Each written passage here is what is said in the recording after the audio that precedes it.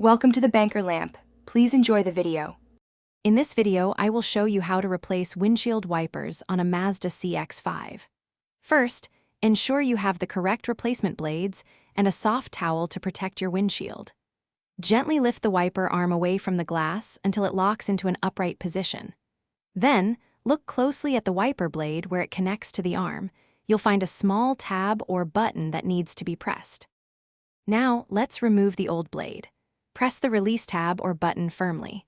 While holding the tab, slide the old wiper blade down and off the J-hook or pin on the wiper arm.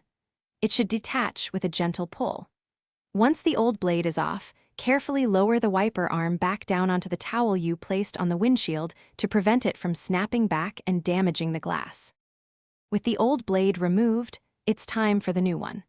Take your new wiper blade and align its connector with the J-hook or pin on the wiper arm. Slide the new blade up until you hear a click, indicating it's securely locked into place. Give it a gentle tug to confirm it's firm.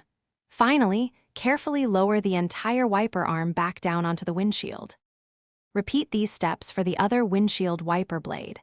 Once both new blades are installed, it's crucial to test them.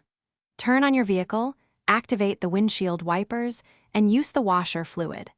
Observe the blades as they clear the windshield, ensuring they provide streak-free visibility and operate smoothly across the entire glass surface. Thanks for watching. If this was helpful, leave a like and consider subscribing. See you next time.